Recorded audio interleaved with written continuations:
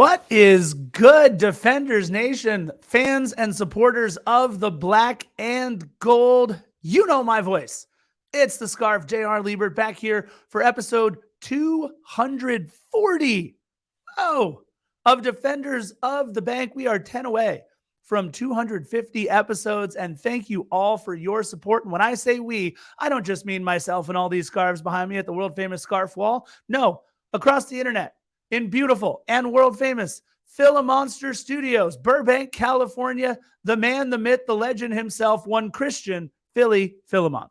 Greetings to the millions and millions of Defenders of the Bank listeners, and happy Easter. It is April 9th at the time of this recording, and there have been a couple of holidays that have transpired over the course of the past week. There was Passover, obviously, and Scarf, I just learned recently, I never knew this was a thing. Apparently, it is National Winston Churchill Day.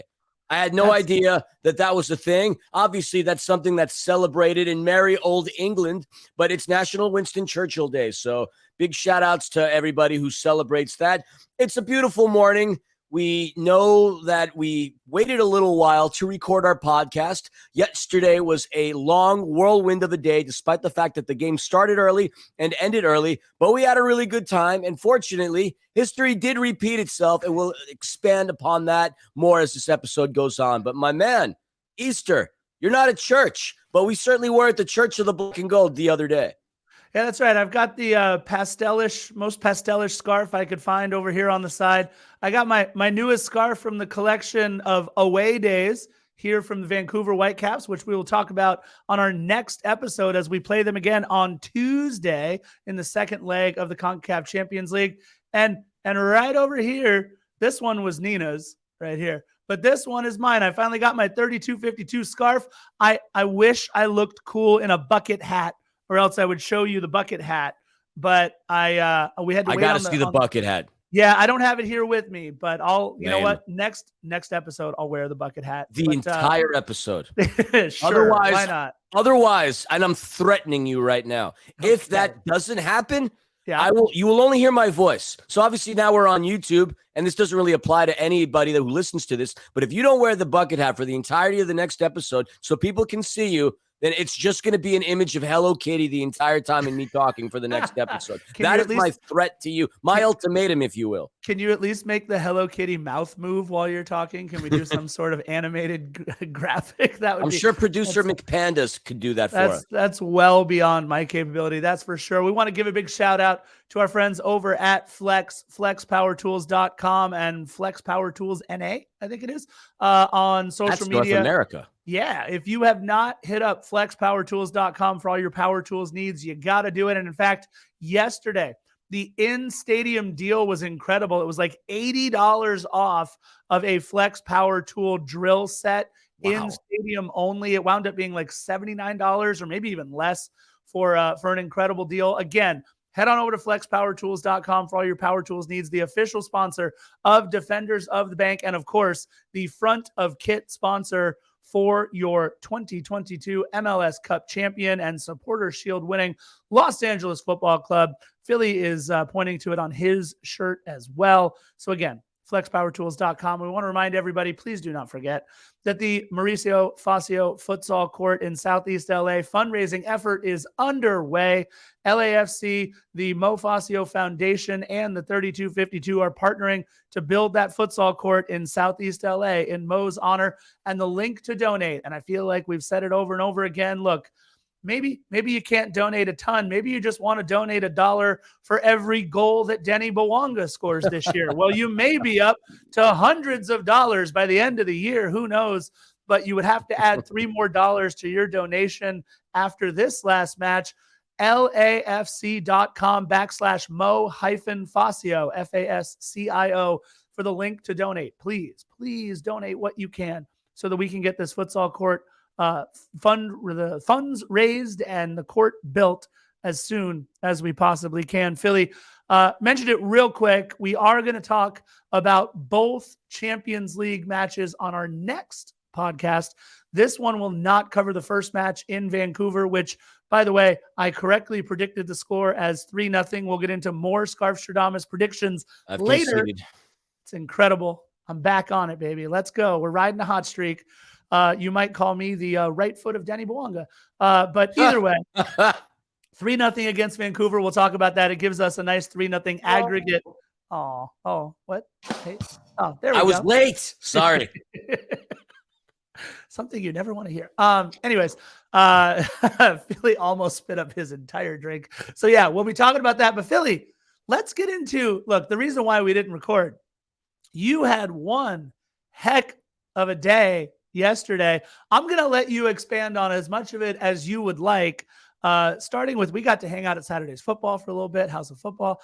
Why don't you tell the millions about the whirlwind day of one Christian, Philly Philemon? Whirlwind day it was indeed, and you were a great part of that. You were there with me. And I've mentioned this to Panda, like two of the most important people in my life are genetic freaks, and that would be you and Panda. Panda's a genetic freak because she's just unbelievably muscular, and at the drop of a hat can become even more muscular. It's crazy. Body by In-N-Out Burger, although she's been a lot better lately. She's introduced me to the joys of fast food and Dr. Pepper, and you clearly see that it's had an impact on me. That's the exact opposite of the impact that it's had on her. Amazing. And as far as you, my friend, a genetic freak in the sense that you don't ever feel the Irish flu the next day after hanging out, and you also don't need any sleep. So I'm blown away by the outliers that I spend most of my time with. That being said, started the morning at 5 at House of Football watching Bayern versus Freiburg. Why was Philly, Panda, the Scarf, Nina, and a bunch of other people up to watch Bayern? Well, it was simple. Y'all have heard of the red and gold partnership. That is something, the partnership between LAFC and Bayern Munich. Well, I was fortunate enough to be among a handful of people chosen to have that information revealed to them. That occurred about a month or so ago, maybe actually less than that. And so we were filmed, our reactions, our knowledge of the sport, our knowledge of the team, so on and so forth.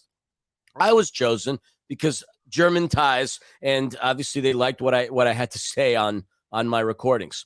Fact of the matter is, I know my stuff. You all know I know my stuff. That's the thing. You all know that I spent 4 years in Germany. Now, what you all don't maybe not know is that I do have very close family ties to Bayern Munich. My cousin, one of the biggest parts of my life, huge Bayern fan, as well as my uncle. They live in Munich. They've been to Allianz in the Olympiastadion countless times.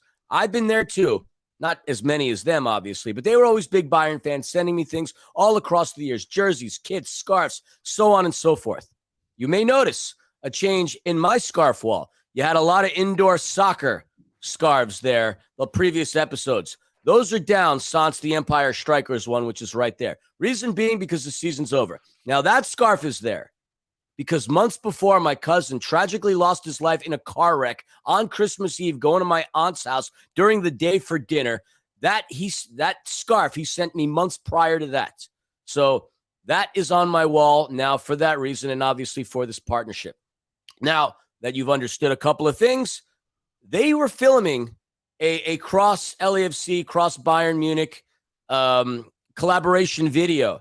I was chosen. I was fortunate enough to be chosen to be featured on that. So we basically made an entire day out of it. Started out at House of Football. We watched the Freiburg Bayern game, which was a good game. They ended up winning 1-0, and very fortunate because that's a team that beat them in the quarterfinal of the DFB Pokal earlier in the week.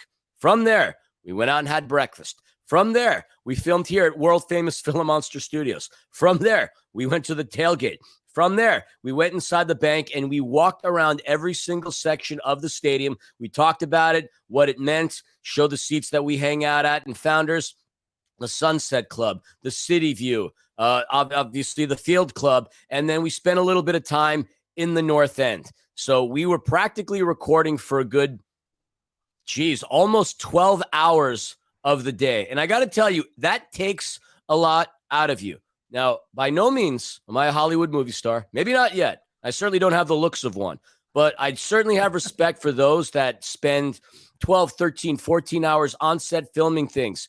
It's a lot harder than it seems. The takes, the redos, obviously waiting for sound, obviously waiting for lighting, so on and so forth, needing to be on, quote unquote, switch turned on and maintaining that kind of a torrid pace after starting out early in the morning certainly took its toll on me, which is why I didn't have the energy or the gumption to record. And Scarf, the sweet soul that he is, was understanding enough to allow us to record. It is 11:15 a.m. on Easter Sunday. That's right. It's an Easter miracle. We're recording a podcast today. I've got a softball game right after this. Then I got some stuff with Nina's family and my family.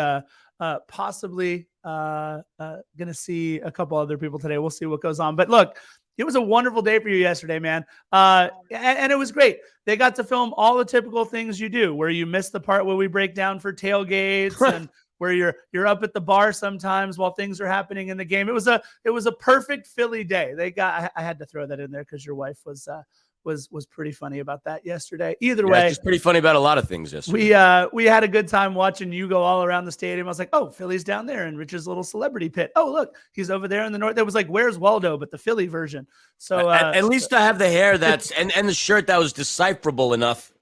I wasn't going to mention anything, but you are definitely wearing the same shirt as you were wearing yesterday, bud. I'm having my Marty McFly moment. I went to sleep with my clothes on. Oh my God. All right. And it's 11:16 in the morning on Sunday, April 9th, which means Philly, we are known for as our smooth segues. Let's get into this day in LAFC history. I did want to mention this was supposed to be recorded April 8th, like Philly mentioned. We're recording April 9th, but I'm going to keep our This Day on LAFC history short just to April 8th, 1992, the birthday of one Mohamed El Munir. As we all know, the incredibly scary head injury that Mohamed El Munir suffered at the hands of an elbow of one Zlatan Ibrahimovic. But he responded and came back later in the season to get some minutes in. And he really was a fan favorite for the limited minutes that he was here. One of the single best goals I have ever seen in my life was the Mohamed El Munir goal as he weaved through traffic up the left wing and then found the back of the net. If you haven't seen that, I'll go back and find exactly what game that was. I'm actually kind of upset at myself that I didn't go back and find that goal by Mohamed El Munir. But it was an absolute banger. One of my favorite goals in the history of LAFC. So we'll talk a little bit more about Mohamed El Munir possibly once I can find where that goal went to. But either way, that is This Day in LAFC history. It's a quick one today. We have some news and notes, not really LAFC related, Philly. Our Angel City Minute. Where were you during the Angel City game last Sunday? I forget what we were all doing last Sunday. I don't know. Yeah, I don't know. Philly doesn't remember either. WrestleMania. Oh, yeah, that's right. Sunday, April 2nd was WrestleMania. So unfortunately, Philly and Panda wound up missing this, but Nina and I were watching it live on television. Angel City Football Club earned We're both so old. I'm sorry. We couldn't remember what we did a week ago.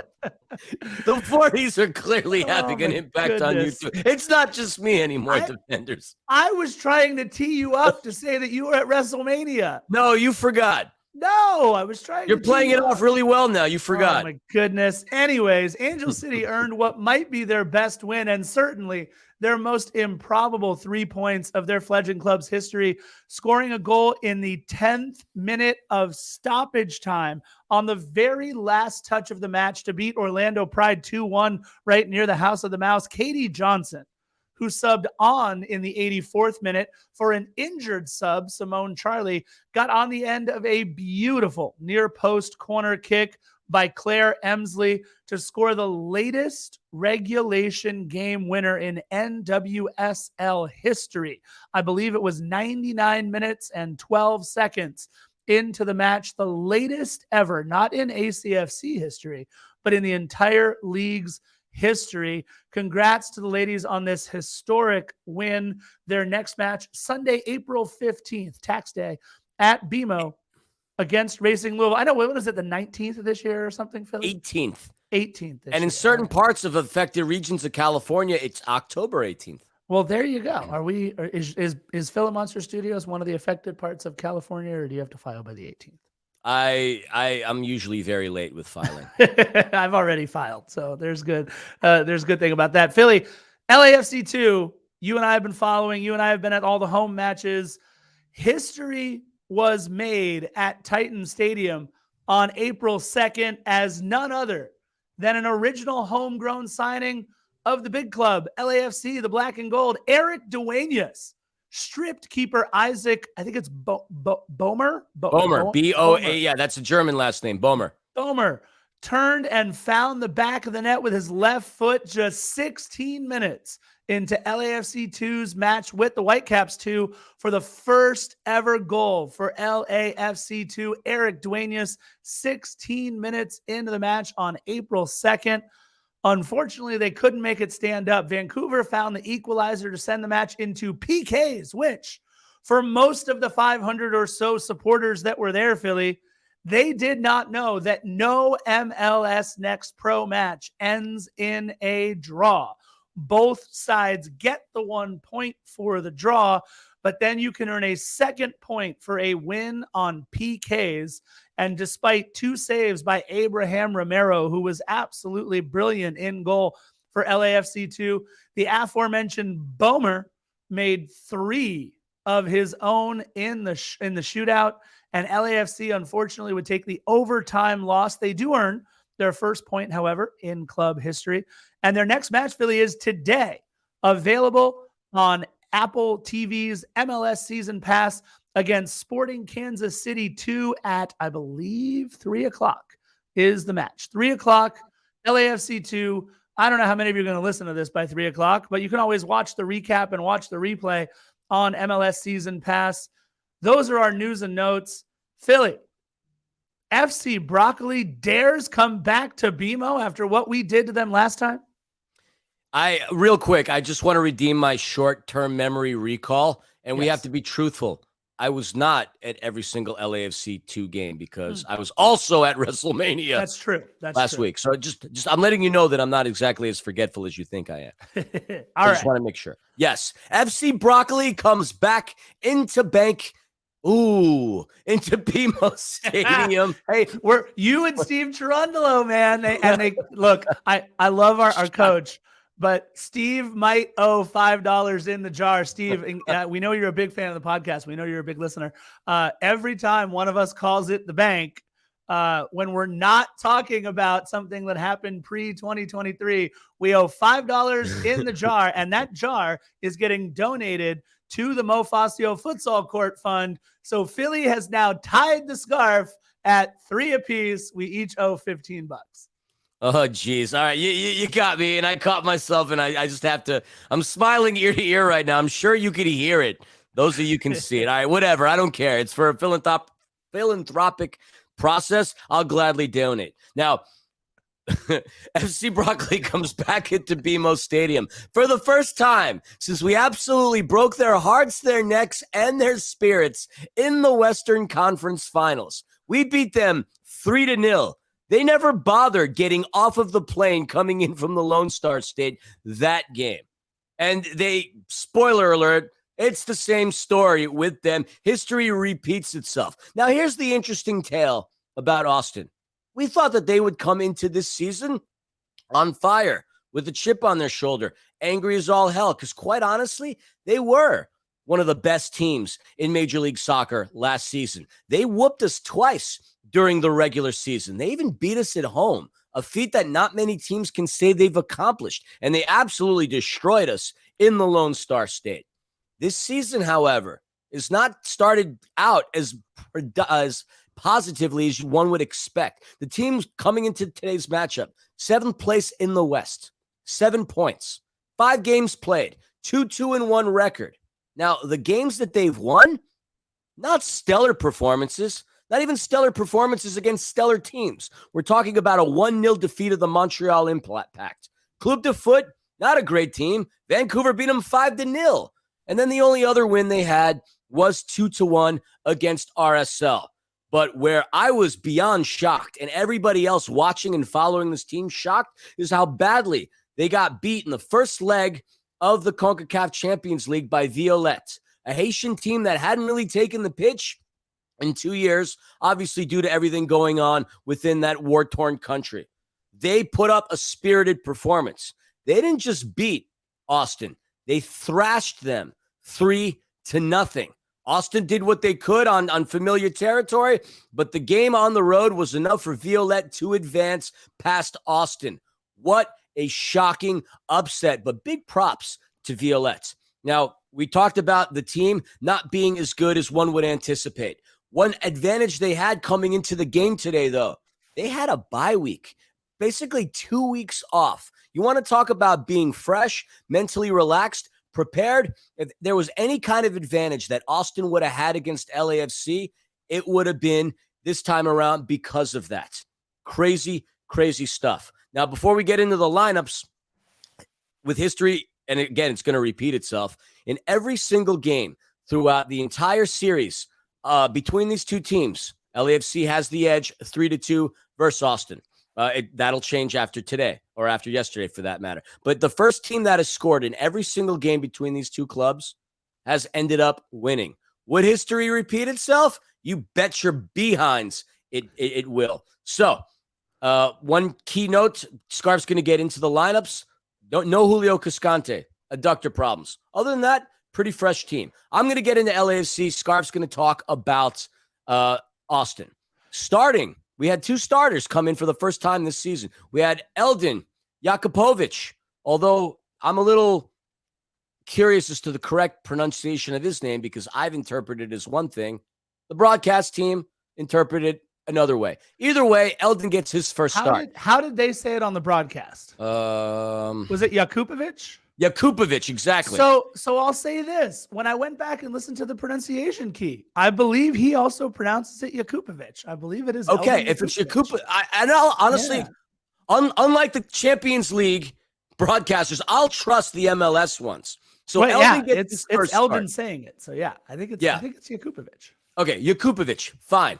I respect that. Eldin getting his first start. In the back line, Sergi Palencia. Daniil Maldonado, congratulations, your first start. Giorgio Chiellini, back after not going and playing on that bad, awful carpet in Vancouver. And Chiqui Palacios. The midfield, Timothy Tillman, Kellen Acosta, Jose Cifuentes, Elie Sanchez getting a much-deserved break. Then we have Stipe Buke, Kwadwo Mahala Opoku, and wow, I'm blown away and mesmerized by this guy. Denis Bonanza Bouanga getting at the start. Now, before Scarf gets in, fun fact for you that we learned. This was only the second time in MLS history where a team started two players that were over the ages of 38. Who are those players? Eldin and Giorgio, of course. There you go. That's your boy. First time that's happened, Scarf, since 2000. The players involved. I was going to say, you better be excited about this one as soon as I saw one of those two names, my friend. Yeah, Thomas Dooley. No, the other one, the other guy. Lothar Matthäus, 2000, and they were a lot older than both Eldin and Giorgio. They were over the ages of 39 when they got to start for the New York, New Jersey Metro Stars back in 2000. So that's a fun fact for you. As young as we are, we set another record in Major League Soccer. So that is your starting lineup for LAFC. Scarf, give us the breakdown for FC Broccoli. Look, Eldin Jakupovic, by the way, the best Eldin to hit Los Angeles since Eldin Campbell for the Lakers back in the early 90s, baby. Excited to get to throw around the name Eldin once again in Los Angeles sports history. You mentioned it, though. No Julio Cascante, who might be their most important defender, hurt during their opening match of the season against St. Louis, but they were very happy to get two players back from international duty, Leo Väisänen from Finland and Owen Wolff, not just the coach's son anymore. This 18-year-old kid is the real deal. He was playing with the U.S. under-20s, so they'll get both of those guys back. His daddy is Josh Wolff in his third season, the only manager that Austin has ever known. And I have to say, I was a little surprised by the fact that he's only won 30 of the 80 matches that he has coached Austin in. You think that Austin's one of those teams that's consistently above 500, and I guess if you take out draws, it's pretty close.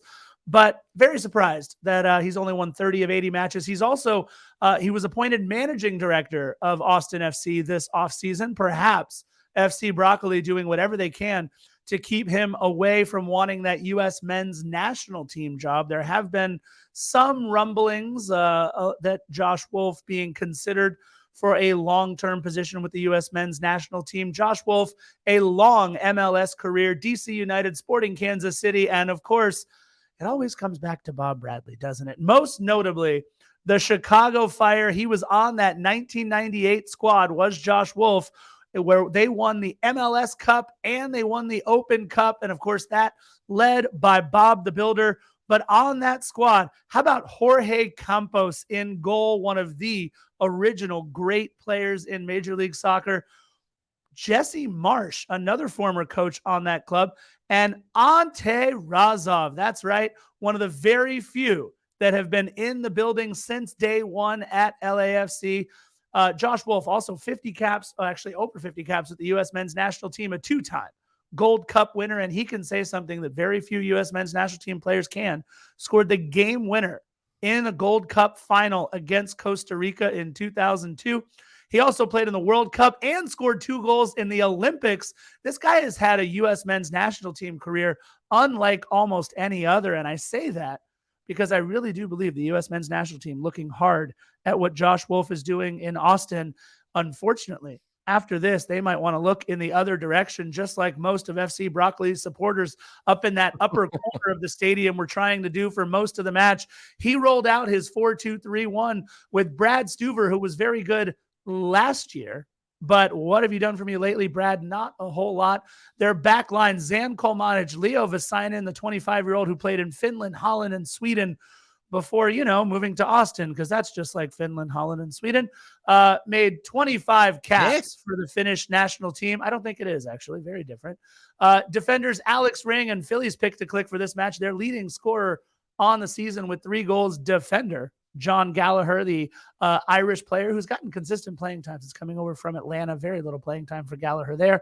In the midfield, 2 players that, I think there's not a lot that Austin is doing right this season, but I think more than anything else, they've got their midfield set for quite a while if they can keep them. I think Owen Wolf, the 18-year-old son of the coach, really developing into a good player, and Daniel Pereira, the number 1 overall pick in the 2021 MLS Super Draft out of Virginia Tech.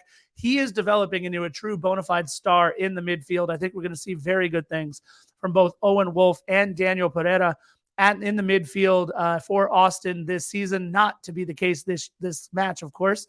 But up top, Diego Fagundes, who I continue to marvel at the career that Diego Fagundes has had. He is just 28 years old in his 13th season. As a young 16-year-old, he scored and assisted in his MLS debut at 16. He has now made over 350 caps as an MLS player. And again, that's well before the age of 30. One of very few players in the league right now, Philly, with 60 goals and 60 assists in his MLS career, currently playing. Their forwards, Emiliano Rigoni, who has been an incredibly disappointing Argentine designated player. 18 games into his Austin career, Philly, and you have as many goals as he does so far. As do you. Thank you. Maxi Arruti, another Argentine, a longtime MLSer with over 80 goals in the league, and a player that you absolutely plunk down your money to see every single night out. Forward Sebastian Driussi, another Argentine up top, and he was the MLS MVP runner-up in 2022, getting significant playing time with 2 pretty important clubs on the world scene, River Plate and Zenit St. Petersburg, before coming over to Austin. He is one of the very few absolute true stars in Major League Soccer. In the 18, it reads kind of like an MLS veterans old folks home there on the 18 with Nick Lima, Ethan Finley, and Will Bruin, all in the 18. Long-time MLS veterans, but I've got to highlight one. And I'm sorry for all of you out there. I've said this on several other podcasts from about 2013 all the way through, I guess, even when LAFC became a thing in 2018. My original favorite MLS player was the kid from Hawthorne, Jossie Zardes, a player who, look, I grew up in Lawndale, the city that borders Lawndale to the north is Hawthorne. I've been a big fan of Jossie Zardes since he came into the league. He is now 31 years old, 300 plus MLS caps to his name, and 110 goals for his clubs throughout his MLS career. Look, he's also capped 68 times with 14 goals for the U.S. men's national team. And that, my friends, is the Austin FC roster. Philly, what are you having a sip on over there, bud? What am I what? What are you having a sip on over there? What was that? Water. No, the other one. Slivovitz. Bless you. What? Slivovitz from Bosnia and Herzegovina. What type of beverage? I see it's relatively brownish in color. What are you drinking? Rocket fuel. Okay. All right. Philly's fueled up. Scarf. Philly's fueled up. Scarf has we're not sponsored by them, but Gatorade Fit, trying to replace all those electrolytes. Philly, deja vu all over again. I mean, could Scarf Stradamus really predict 2 straight matches score lines correctly? You've had your time early on within the history of this podcast. You've had your time where you absolutely were Scarf Stradamus. I mean, in fact, I think I'm the one who gave you that nickname back in 2019 because your picks were uncanny. You were. And I would say there was probably maybe a 2 or 3 year drought when the prophecies and the spirits and the crystal ball took a hiatus. It was We'll just say they took a hiatus because they clearly didn't depart from your life because you have been on fire. If I would bend any kind of knee, it would be now to you and Scarf Stradamus. May you forever reign supreme. I would appreciate it more if you gave me a winning lottery ticket, and I'm not even joking about that. I would like a little more money so I could quit my job. Anyway, that's besides the point. Yeah. History does repeat itself. But there are a couple of moments to start this game where we thought that maybe it wouldn't. The key factor, again, the first team that has scored between these two teams in this short rivalry history of these two has gone on to win the game. The 6th minute, Kalmanich had the opportunity to really break the deadlock. He has a shot from well outside of the box that absolutely smashed the crossbar. Now, from what you saw on TV and from Scarf, from what you would have saw being in Founders Club, I was in that little corner tucked close to the north end where I actually felt the wind and the velocity of that shot and like the impact of it. I mean, I've only felt a couple of earthquakes in my time in Southern California, but that shot had some velocity and some authority behind it. We're certainly lucky that that ball didn't cross because Eldin would not have made the play on it. But fortunately, with this game being a game of inches and centimeters and millimeters, nothing happened on that. But that was one hell of a strike that could have potentially started things off on the wrong foot for LAFC. Yeah, look, from that distance and by that player, it's no surprise that Eldin was caught a little flat-footed because that absolutely came out of nowhere, pinging the crossbar. We all woke up. I think all of BMO and all the players on the pitch, that took everybody by surprise. I want to mention something that's not highlighted real quick on what we were going to talk about because I did want to mention in the 8th minute, which is right after this happened, Austin went on another little run. They controlled possession for much of the first maybe 12 or about 10 minutes or so of this match. And I just want to mention one thing. I love Timothy Tillman's 100%. IQ. I love his IQ out there. I love the way he tracks back. He's always seeming to be in the right spot, whether it's to break up a pass, he's right there, or whether it's to track back on defense and mark the right man, or to be in the right space. There's a play that will go completely unnoticed in the 8th minute, but Timothy Tillman tracking back absolutely saved us because, like you mentioned, if they score first, look, it's happened every other time we've played. The team that scored first wins, but we definitely tried in the 12th minute, Philly, as Stipe Buke making the keeper punch it away and then Denis with a strike. I'm going to talk more about Stipe later on. We're going to talk a whole hell of a lot about Denis Bouanga later on, but LAFC finally got things going a little bit in the 12th minute with a nice little sequence. Nice little sequence indeed. I mean, Denis Bouanga had himself a nice attempt, and Brad Stuver did something that he hadn't done a lot, wouldn't do a lot over the course of the game. He makes a rare save on arguably the hottest, if not the best player within Major League Soccer. Denis Bouanga is great, and I just want to also piggyback off your comments about Timothy Tillman. I would highly advise all of you, and especially the millions, to keep your eyes on number 11.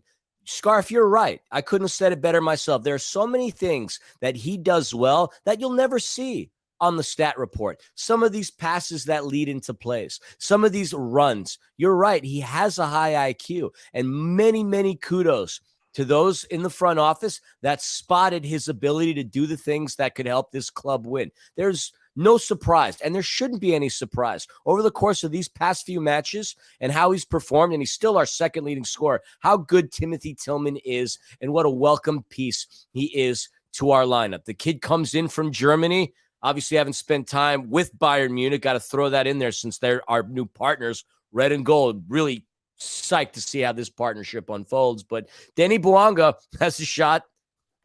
A long-winded roundabout way of going back to this. Denis Bouanga gets a rare shot saved in the 12th minute. Yeah, look, Philly, I think you're gonna bring in this clip, and I want to talk about it. I didn't know that the 30th minute, when Sebastian Driussi went down with a little bit of an injury, I didn't know that Steve Cherundolo used that moment as the pivotal, changing moment of the match. But I do want to say this. I think you guys are about to see our first What? Yeah, moment as we are trying to produce something here. This is going to be kind of fun for us. I didn't know this until the press conference. I was down there in the press conference when Steve Cherundolo was talking about the moment that kind of turned everything. And he says right around the 31st minute, they made some tactical changes. And I could try to explain what Steve Cherundolo was saying, but why not hear it from the man himself? This is Steve Cherundolo at the press conference after the match yesterday. Steve, you talked about the adjustment at the half-hour mark. I noticed you talking to your players after Driussi went down. Can you elaborate on what that was and how that impacted the game? Sure. It's a simple shift in midfield. Just put 2 6s and 1 10 instead of our classic 3, flat 3 with a 6 and 2 8s. So just a small adjustment to help get a little more pressure on the ball and to break up their little box in midfield that they were building, and quite successfully.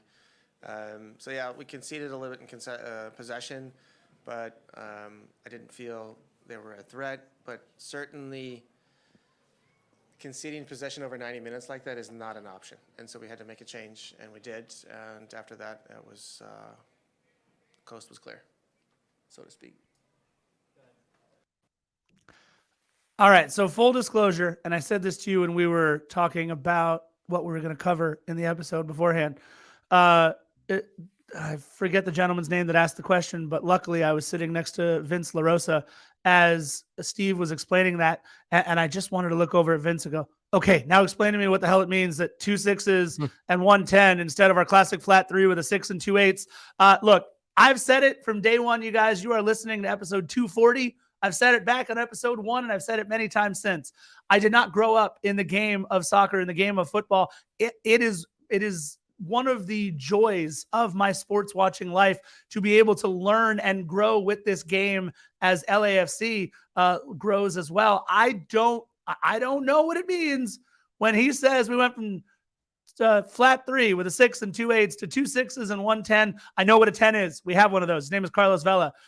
6 is what Ilie Sanchez wears. So I can assume I just like admitting to you all out there that sometimes I'm learning right along with you. And for all of you that are screaming into whether it's your car radio or you're watching on YouTube right now going, how does Scarf not know this? The answer is I haven't been taught yet. So feel free to teach me. Philly? Scarf, back in the day with this beautiful sport, those numbers that you're hearing, think of it like from a basketball perspective as well. Right.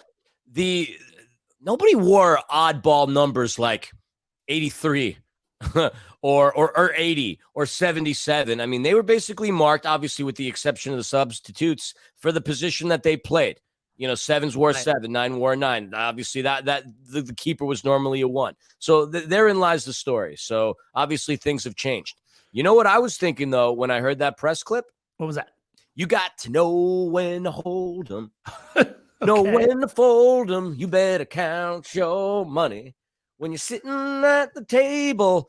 For those who absolutely despise country music, I'm sorry. For those wondering what the hell I'm talking about, go listen to a song called The Gambler by Kenny Rogers. That's right. We're talking about Kenny Rogers, country music on Defenders of the Bank. This is why you all are here, for this lame brain humor that we have. But Scarf is right We don't talk tactics. There are smarter podcasts in the LAFC pod fam that do.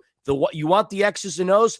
Counter Press Podcast is your place to go. They are tacticians, and they will be able to break down things like that. Scarf and I are here to do the three things that I've stressed and will continue to stress on every single podcast. We are here to inform. We are here to educate. We are here to entertain. In some cases, one more so than the other. Anyways, I digress. Yeah, Kenny I just Rogers. want to make sure you guys are also following at Vince the Rose on all of your social media things as well, talking about tactics and really understanding what goes on with LAFC. That's certainly one of them. Vince, I don't know that there are many people out there that do it better than Vince. Philly, it was 40 minutes to freedom, my friend. Denis Bouanga pulling something from absolutely nothing. Stipe Buke has his shot deflected at Karam's right to the waiting howitzer of a foot of one Denis Bouanga, an absolute worm burner to the right of Brad Stuver. And just like that, Denis Bouanga puts LAFC up 1-0 again, pulling magic from a moment that didn't seem to be there. Denis Bouanga, 1-0 LAFC. I love it. And it deflects off John Gallagher. And to me, that's something that won't appear on the stat line. It's not anything anybody's going to talk about or even realize. The ball deflects off the leading scorer of Denis Bouanga, slams it home. There's nothing more beautiful and ironic than that. From one team's leading scorer to the winning team's leading scorer. John Gallagher's deflection made that happen. And the coach's son, Owen Wolf, and Daniel Pereira try to do what they can. But Denis Bouanga, the crafty talisman that he is, happens to thread it in, and that's going on. That goal's happening just as Jump for LA Football Club started in the North End. I was privy enough to be there with Rich O'Reilly from Bayern Munich. We were having a good time, and we witnessed a heck of a goal, but again, the irony from the losing team's leading scorer to the winning team's leading scorer. What a beautiful moment. And as I said, the team that has scored first in all of our contests has managed to win the game. Smiles upon all of our faces at BMO Stadium. Absolutely. Look, a couple of quick things to wrap up the first half, because to be honest, there wasn't a whole lot else going on there in the first half. But I thought in the 44th minute, we were finally dangerous on a corner kick for the first time in quite a while. It was a decent ball to the back post, but recycled out and almost gotten to, by the way, by Giorgio Chiellini, of all people that might have scored that. So it was at least nice for us to look a little dangerous on a set piece for the first time in a while. And in the 45th minute, Eldin Jakubovic making his first save for LAFC. Maxi Arudi found some space. He looked a little shaky making that first save, almost spilled that ball, but picked it right back up. Nobody home. And Eldin, you're on the list, bud. I saw what you did in the 3rd minute of stoppage time. You mentioned it, that you couldn't hear Giorgio Chiellini calling for the ball, and he couldn't hear you calling for the ball because of how loud it was right behind you there in the North End. Why you got to punch my guy Giorgio Chiellini like that? Why you got to do that, Eldin? Why you got to do it? Either way, that gets us to halftime, Philly up 1-0. And it's a beautiful thing. And we certainly were out there in full force. We had 10 shots with 3 of them on target. We're going to expand upon those statistics, but LAFC looked pretty good. The game was interesting. And this is why I think it's important to post. And for those of you who want to hear more stuff about the press conference, I highly advise you to subscribe to our YouTube page, because what we've started getting into the habit of doing is posting every single press conference that has gone up. Sans, obviously, the CONCACAF Champions League, because that's a different animal. Listen to what the coaches and the players have to say.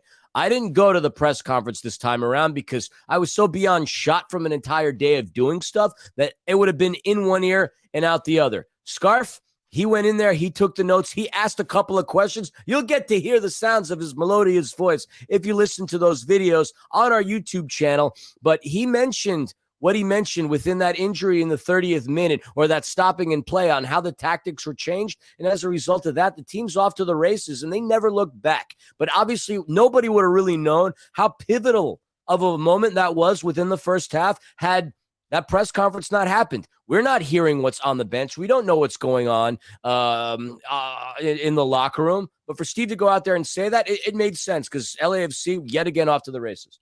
Yeah, the one thing I do want to mention about that first half that I love so much is Mahala and Stipe Buke being as aggressive as they were in that first half really forced the Austin back line to take into account all three players up top. We've been talking about how with Carlos Vela, Chicho Arango, and Denis Bouanga last year, or Gareth Bale, or Christian Teo, or at times Mahala, it forced the defense to account for all three players up top at all times. And one might think that the way that Denis Bouanga has been scoring this season, that you might try and double or man mark or whatever you need to do to get him off the ball.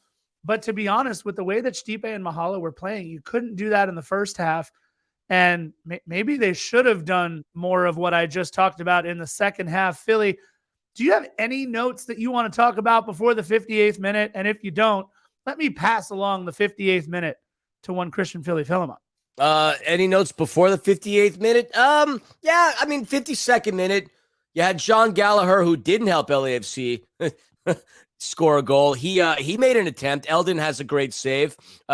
He got right by Cheeky Palacios on that play in order to enable that to happen. So John Gallagher did have an attempt, and I'm going to want to credit every single save that Eldin has because at 38 years of age, he got himself a clean sheet in his first start for the Black and Gold. So I want to make sure that each of his saves gets highlighted. 54th minute, Sifu had a really nice pass in the box to Denis. He's looking for anyone advancing in, and he happens to connect with Timothy Tillman, and Timothy fired a thunderbolt. Unfortunately, he was just to the left of Brad Stuber, but what a buildup, what a play. And then the 58th minute, who else but Denny? I mean, look, I kind of channeled my inner Jim Ross when I saw the play happen. It was like, oh my God. It's just the unreal ability that Denis Bouanga shows us match in and match out. And this one was off of a corner. I mentioned how important in the first half it was to be lethal or at least somewhat dangerous on these set pieces, especially these corners. And it was Giorgio, of all people, getting low, getting down, heading that ball up towards the top of the box. And I believe it was the continual disappointment of Rigoni, who tries to head it out and away. And it falls not to the ground, but to the right foot of Denis Bouanga and out of the air, not trying to trap it first and then take a shot. A one-timer that blisters the back of the net. 2-0 LAFC. Denis Bouanga, are you kidding me? We're now getting one-timers at the top of the box. I really wish Giorgio Chiellini could get an assist on this, but no, Rigoni, who got an assist, that actually equals the number of assists that Rigoni has had for Austin in his career so far. Thank you to Rigoni. And just like that, Philly, it's 2-0. And can I just say, I think we get better in the 61st minute. We'll talk about that in a second, but your thoughts on another Bouanga banger? I just think, again, it's ironic. You've got a deflection off another one of the losing team's supposed best players, and in this case, a designated player. Yeah, off the corner, you said it, off Chiellini's head, and off of Rigoni. And Denny made rigatoni out of Rigoni's deflection. I mean, all the space in the world. All the space in the world. Nobody marking the leading scorer for LAFC. And then we have a Bouanga smash. Bouanga smash. A Bouanga bonanza of a brace. There's your triple B. Bonanza Bouanga brace. Bonanza Bouanga brace. Try saying that several times. You did it.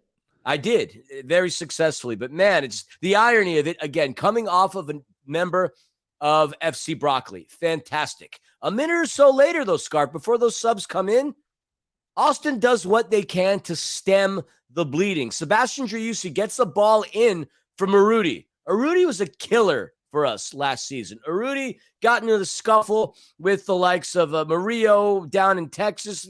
I'll leave you all to go back to that. But Marudi was a pain in our rear last season. And he tried to silence the crowd. Driussi, one of their most important players, gets silenced by Eldin. Eldin coming up strong yet again, my man. And now we go to the 61st minute where we have subs galore. Yeah, I asked the question to some people that were sitting up there and founders with us. I said, did we just get better after making subs in the 61st minute? You have Cheeky Palacios, Timothy Tillman, and Mahala Opoku coming off. And obviously we know what all three of those players mean for LAFC on a night in, night out basis. But we're not bringing in guys from the old folks home like Austin have on their bench, the Nick Limas, the Ethan Finleys, the Will Bruins of the league. No. We're bringing in Ryan Hollingshead, Ilie Sanchez, and oh, by the way, the captain, Carlos Vela, which, by the way, it was Giorgio Chiellini wearing the captain's armband to start this match. Ryan Hollingshead, Ilie Sanchez, and Carlos Vela coming on for the last half hour after going up 2-0. What? You got Steve Cherundolo and John Thorrington playing. I don't even think they're playing chess anymore. I think they're playing like that 3-level hollow board Star Trek The Next Generation live version of chess, while everybody else is at this point maybe playing Connect 4 or Guess Who. I don't even know what's going on in the rest of the league. But are you kidding me? I want to throw this in real quick. 63rd minute, Jossie Zardes comes in. I was very happy to see Jossie come into the match. But Jossie was probably not very happy, Philly, with what went on in the 68th minute. The hits keep on coming, Scarf. They keep coming. On a run, Sergi Palencia, which, by the way, is starting to look more and more comfortable and more deadly. Brilliant pass. And Denis Bouanga with a brilliant run. You talk about old man time. Nick, my last name is the capital of Peru, Lima, trying to make a play, but Denny is just too much. He smashes the ball past Stuver harder than Hulk Hogan slammed Andre the Giant at WrestleMania 3. Today, we can call Denny the Jolly Green Giant Killer. You know what? No, scratch that. All season, you could call Denny the killer. 11 goals within 9 games across all competitions. Yet again, I want to call out the armchair analyst of Major League Soccer, Matthew Doyle, on 9/18/22. That would be September 18, 2022. You can find his tweet, and it states, and I quote, LAFC were so jealous that they went out and spent a DP slot on a Cabral of their own, unquote. Wow. How do you like Denny now, Matthew flipping Doyle?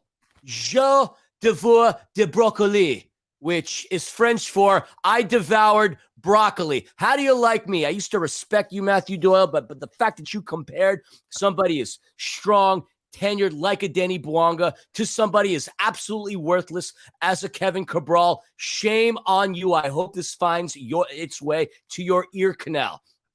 Scarf, fun fact for you real quick before we get in. In the 3 seasons that Denny played in France for Saint Etienne, he had 26 goals. 26 goals over the course of 3 seasons. And not even a full season for LAFC. He already has more than half of that. So impressive, his performance. Yeah, look, Carlos Vela, by the way, started the play with a nice pass to Sergi to kind of spring him on that right side. And look, I want to say this.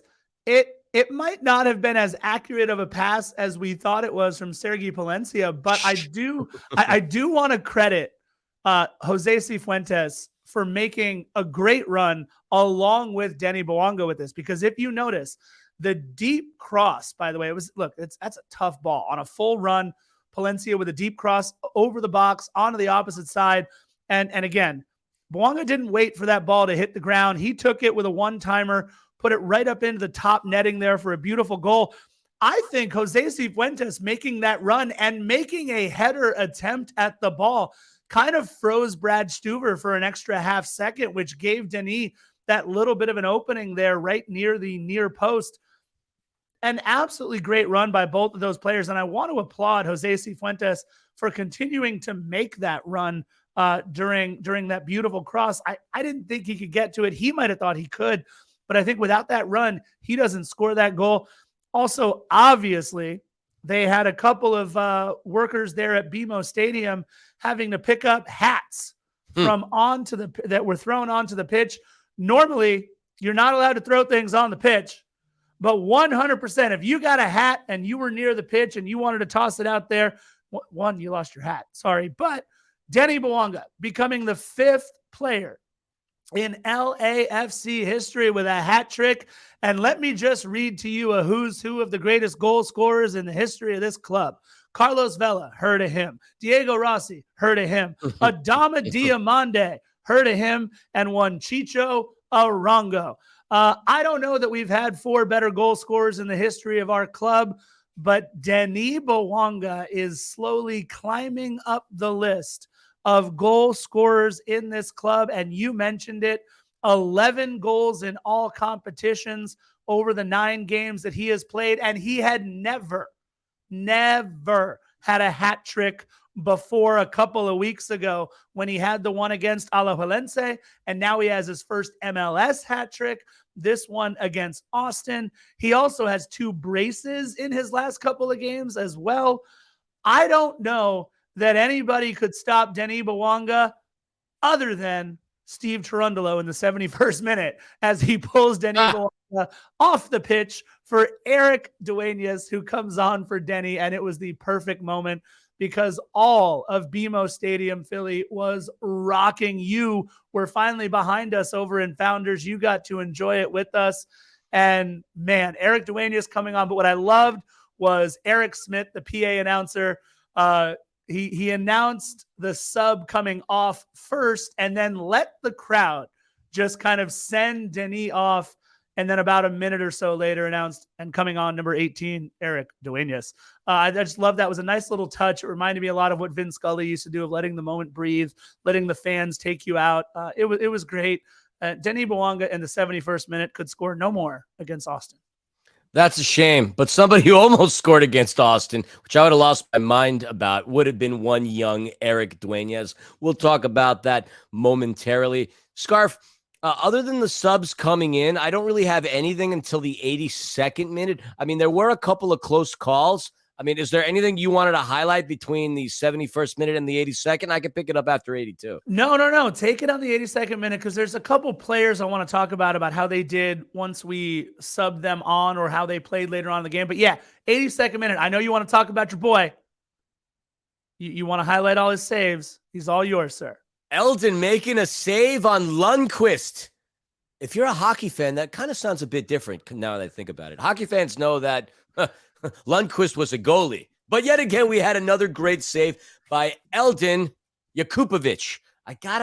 Between him and Daniel, I have to literally just write this on my hand because I get so confused because I've heard their names called multiple times. And so... Well, you get to talk about him in the 84th minute then. Go for it. You got him. What's it? Yeah. What you mean? No. I'm going to let you say it. 84th minute, we've got a sub, and he's earned his way onto the roster. Danny, and you sent me the stinking sound file. I did. Fill in the gap, Danny. Chrysostomo. Thank you. Subs into the game, and well-deserved. We haven't seen much of him.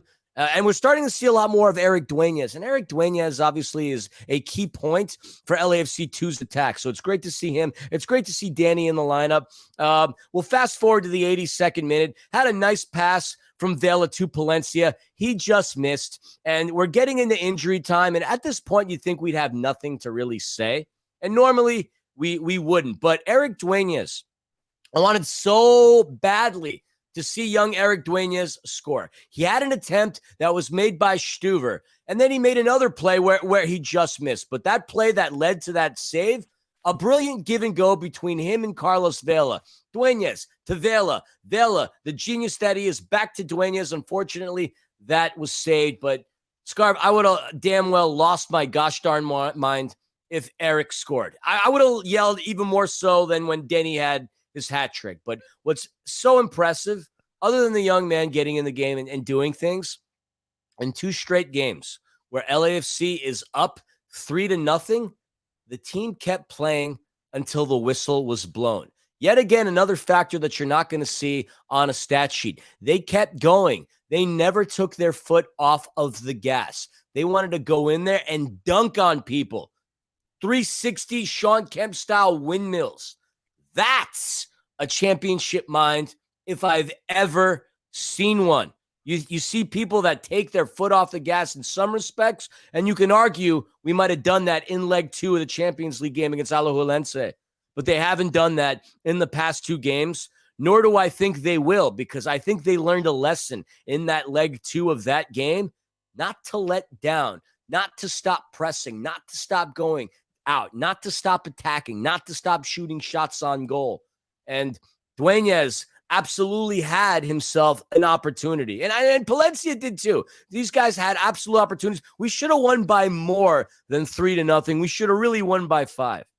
Yeah, look, you mentioned it, right? Eric Dueñas, Sergi Palencia, Stipe Buke, Jose Cifuentes, the guys who subbed in, or the guys who had already been playing almost a full 90.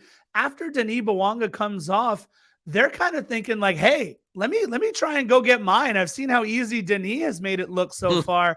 I love the aggression. You mentioned it. Stoppage time might have as well have been called Eric Dueñas time. He kind of ruled all of the significant moments in stoppage time. But Dueñas and Palencia and Stipe and Sifu, I just love the way they kept going and going and going and going at these guys. An incredible showing, and it is that mindset. Steve Cherundolo talked about how much he really wanted to see Eric Dueñas score in the press conference as well. He's literally grown up with this club. He was on like the original U12s, I believe, for the academy, and has just come all the way through. An incredible match. Philly, do we want to get into the stats breakdown, and then we'll close it out with where LAFC is in the table and the race for the Supporters Shield, and talk about our schedule coming up? Yeah, absolutely. I mean, your stats, if you looked at it, I mentioned at the end of the first half, LAFC had 10 shots on target, 10 shots on goal with 3 on target. They still had 3 shots on target within the second half, but then they had 16 total shots right there for a grand total of 26 shots with 9 of them 26 shots to Austin's 9. On target, we had 6. And we scored 50% of the time. On target, 3 out of 6. Hats off to Austin. They had 4 on target. But Jakupovic had 4 great saves. I mean, those are some pretty darn good stats. We talked about needing to convert more. LAFC at 50% shots on target and converting half the time. That's pretty darn good. Eldin makes his first start. Eldin gets 4 saves. Eldin gets a clean sheet. Not too shabby. And Austin came back to LA looking to avenge their 3-0 loss to LAFC, obviously stemming from last season's Western Conference final. But they got sliced. They got diced. And they get to go back home, Scarf, to the Lone Star State with their asses handed back to them with yet another 3-0 loss. LAFC remains undefeated, still with only 3 goals allowed. I don't want to say things. I don't want to jinx things. But FC Broccoli, you suck. Always subtle with his takes on how he feels about some of these other clubs. One Christian Philly Philemon. I do want to mention, I think I also predicted a 3-0 scoreline for this game too. I bend the knee. I'll take it. That being said, LAFC inching closer to the top spot in the West, which is now Seattle Sounders to catch. They defeated St. Louis pretty handily, to be honest. So it's Seattle on 16 points, St. Louis on 15 points, and LAFC on 14 with a game in hand. So the Supporters Shield race, LAFC now controlling their destiny early on in the season. In the Western Conference, controlling our destiny in the Western Conference. And the race for the Supporters Shield, we are now 5th in the Shield standings with our 14 points. Still undefeated, FC Cincinnati. That's 17 points on the season. Seattle and New England, Latif Blessing getting the start in the last game, on 16 points. St. Louis with their 15. Atlanta's also tied with us on 14, but fewer points per game. So 5th in the Supporters Shield standings. And I do want to mention a stat that I saw that I didn't vet myself, but I'm going to go ahead and say that it might be true. Area Sports Network, I believe, was the one that reported this. Fastest MLS manager in the post-shootout era to 25 wins in only 40 matches. We mentioned how in 80 matches, Josh Wolf has only won 30. Well, in 40 matches, how about 25 wins for one Steve Cherundolo? And look, Philly used to get very upset about this, but I think I finally convinced him that the Steve Cherundolo doubters are now gone. All of those people that were like, oh, who's Steve Cherundolo? We're really hiring a guy that lost like 75% of his games while coaching Las Vegas Lights, this and that. I think, and I'll let Philly talk about it if he wants to, I think all of the Cherundolo haters are now gone. Philly, your thoughts? It's funny what winning and success really is the ultimate revenge in any arena, in any sport, in any profession. When you start to succeed, you shut the idiots and the morons up. And well, there were so many idiotic takes. Now, I will say that I did not think very highly of losing somebody as legendary as Bob Bradley and bringing somebody unproven like Steve Cherundolo. And I will gladly put my foot in my mouth. I am flexible enough to do it. But I know that disgusted you. And the only people that are going to get to see this are the however many hundred of you download and watch these episodes. But Steve Cherundolo has proven to be a very effective coach within this league. The JT haters out there, they're silenced. And I wish I would have kept receipts for those that doubted him, now all of a sudden applaud him. I know there are certain accounts out there that have done just that. I will not name any of you because I don't care about negativity anymore. But, I mean, it's just unbelievable what we have been able to do. You mentioned that FC Cincinnati is still undefeated. A team that is no longer undefeated is Minnesota United. They lost their first game to the Chicago Fire 2-1. Cincy Scarf beat Philly, like you said. Are these guys for real? You got two teams that are still undefeated in Major League Soccer. You mentioned St. Louis got absolutely shellacked by Seattle. And now the two teams that we're going to be playing against, quick update on them. I know you're going to do a little scheduling with the Scarf. Vancouver beat Portland 1-0, powered by goals by Brian White. And I would say the other game that puts a big smile on my face that also had a 3-0 scoring line was the Houston Dynamo blitzing the LA Galaxy. The LA Galaxy have yet to win a game, and there is chaos going on. Your favorite podcaster for the Galaxy, Scarf, the Galaxy podcast guy, tweeted, this team is 100% checked out, not playing for the team, for the coach, the fans, or anyone else. We are witnessing an entire franchise implosion. Don't be shocked if AEG sells or relocates the team. Now, I will say that he's 100% right, but bro, you're a flipping moron if you think this team is going to relocate. Goes to show you how much of an idiot you are. Scarf, I can't wait for you to destroy him in the next fan versus fan scenario. This guy has proven that his IQ is probably lower than his shoe size. Anyway, that being the case, we're doing pretty good, man. And Denis Bouanga in the conversation for MVP, but you can't necessarily just hand it to him. There are a couple of really good guys in Seattle. And, one particularly good guy in Seattle and one in Atlanta that would say otherwise. But the ladies love Denis Bouanga, Scarf. You know who else loves Denis Bouanga, Scarf? Everyone? Oh, geez. Look, I don't know if we have time for this right now. We got to get in a scheduling with the Scarf, and then I got to get out of here. I too love Denis Bouanga. It is me, Hello Kitty. I am on the mic. I have usurped it from Philly. I love Denis Bouanga. It's not surprising that even Hello Kitty's in love with Denis Bouanga. All right. I just do want to mention in the race for the wooden spoon, it is Sporting Kansas City and Carson and Montreal all tied at 3 points early on in the season. They do have 3 draws down there in Carson. Kind of bummed that we won't get to watch Douglas Costa not do anything for the Galaxy again as they play us in their next match, as he got a red card and Martin Cáceres will also not be there. How do you walk up to an official or a referee who's currently watching the VAR and put your hands on the official? Did you just not want to play against us that badly, Martin Cáceres, that you decided, I know, I'm already on a yellow. Here's what I can do for an automatic yellow. And that's just, that sums up their last couple of matches in a nutshell.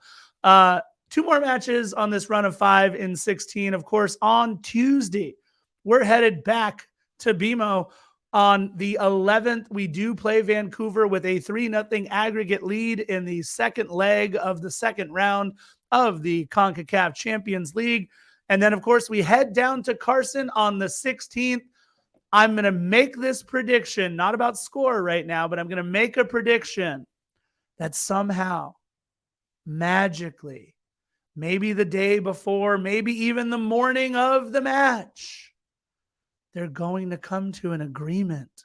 The supporters groups are going to magically find common ground with the front office, and Victoria's secret will become Victoria's whisper once again in the Victoria block of Carson, and they'll have their supporters groups in the building. There's no way. There's no way. And Taylor Twellman asked the same question on one of the broadcasts, that you can have the league's showcase match. And that's right. The league's showcase match be relatively silent in Carson without those supporters, however many different places they sit inside Dignity Health Sports Park. There's no way, Philly, that those supporters are not going to be there when we come down to Carson on the 16th. You're not wrong. And if they're still out of the building protesting, the Groupon deals might still be out in effect. The front office is going to do everything they can to ensure that the optics look good, but we know it won't obviously be the same. We know how to spot a fake, and so that stadium will be filled. But I have a sneaky suspicion it's going to be a lot more black and gold than anything else. They're off to a torrid start. And I honestly have a little bit of sympathy for their fan base and their supporters. I lied. I have no sympathy. I hate all of you. Anyway, I'm moving right along. That was just some inner monologue. It'll be a really good game. And obviously, they're going to come out and do everything they can to throw everything in the kitchen sink at us. And I would hate to think that history could repeat itself by them beating us again at home and their season turning around. But without the likes of Diego Costa and Caceres, I find that highly unlikely. I just don't think they're operating on all cylinders. I don't think the players are playing for their coach. I think there's a huge disconnect within that franchise. That being said, right now, they're a little bit of an afterthought because we got to ensure that we make it to the semifinals of the CONCACAF Champions League. And we'll be back in BMO Stadium in about 48 hours. And I can't wait. It's going to be fun. You and I still need to figure out our ticket scenario at Dignity Health Sports Park. I know they're not going to give us credentials or they're going to open their doors willingly to us, but I can't wait. If this season can get any better, it'd be for us to absolutely thrash the Galaxy in their home. You want to talk about an implosion? If they go, and obviously they will go completely winningless into that game, if we destroy them at home, all hell's going to break loose. And just like those Twitter memes, I just want to sit there and eat my popcorn and enjoy the show. Yeah, look, it's going to be an interesting time down in Carson. The one thing we know is we always get their best, no matter what they are doing in the standings. Hopefully you got our best here on episode 240 of Defenders of the Bank. It's 3-0 all over again against Austin. And I guess all three of us, Philly, are going to be saying bye-bye with you and Hello Kitty on that side of the screen. You guys know how we like to end all of our episodes, despite sometimes a little bit of a lag here on YouTube and StreamYard. Bye-bye. Bye-bye. Bye-bye.